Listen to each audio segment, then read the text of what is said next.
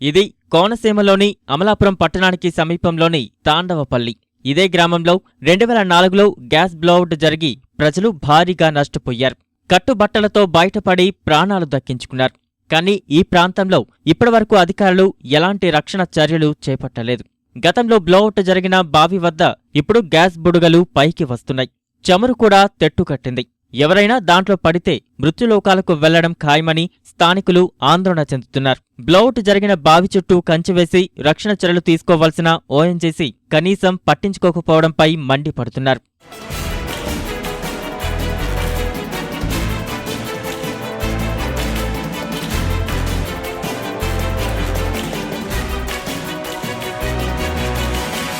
ఈ 2004లో బ్లౌఅవుట్ అయిన తాండవపల్లి గ్రామంలోనే ఇది అలా వదిలేశారండి. ఇది పిల్లలు గిల్లలు వచ్చి ఆడుతున్నారు. ఇది 2-3 అడుగులు లోతుంది.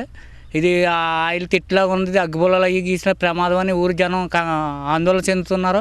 ఎవరు దీన్ని పట్టించుకోవట్లేదు. ఇది క్లోజ్ చేసి దీనికి కంచె వేసి చేయవలసిందిగా అడుగుతున్నాం. ఎవరో ఏమీ పట్టించుకోవట్లేదు. ఇక్కడ వచ్చిన జనం అది ఏమి అవదమ్మా అలా ఉంటుంది అని ప్రజలకి అధికారులు నచ్చజెప్తున్నారు. మొన్న బ్లౌఅవుట్ అయింది కాబట్టి నగరంలో దీని మీద ప్రజలు ఆందోళన చెందుతున్నారు. 2004లో బ్లౌఅవుట్ అయిందండి తాండవపల్లి.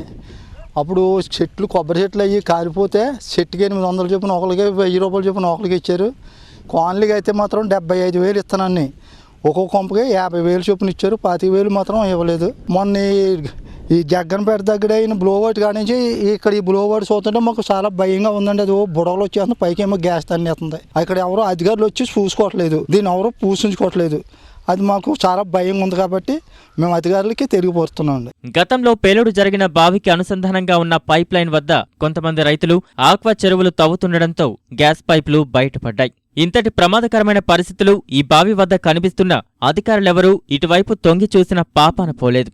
తవ్వకాల అనంతరం పైప్లైన్లను ఓఎన్జీసీ అధికారులు మట్టితో కప్పి బోర్డులు ఏర్పాటు చేశారు. కానీ చాలా చోట్ల అలాంటి చర్యలు చేపట్టిన దాఖలాలు కనిపించడం లేదు. చూడండి, ఆయిల్ పొంగుతూ ఉంది. ఆయిల్ పొంగుతూ ఉంటే అదేమో బాగా జిడ్డుగా ఉంది. ఒక అడుగు వేసిన పిల్లవాడు జారిపోవచ్చు, జారిపోయి అందులో మునిగిపోయినా మనము చాలా పరిస్థితి చాలా ఆందోళనగా ఉంటుంది. అది అలాంటి దానికి ఎప్పుడైనా సరే ప్రభుత్వం ఒకవేళ అయిపోయింది అనుకోండి, వాళ్ళ పని అయిపోయినప్పుడు దాన్ని చుట్టూరు కంచి వేసి దాన్ని జాగ్రత్త పరిచి దాన్ని మనకి ప్రజలకు ఇబ్బంది లేకుండా చెయ్యాలని నా కోరిక. ఇక్కడ నగరం ఘటన నుంచి గ్యాస్ సంస్థలు తక్షణమే గుణపాఠం నేర్చుకుని పైప్ లైన్ల మరమ్మతులు చేపట్టాలని స్థానికులు కోరుతున్నారు. బావుల చుట్టూ రక్షణ కంచెను ఏర్పాటు చేసి ప్రమాదాలను నివారించాలని విజ్ఞప్తి చేస్తున్నారు.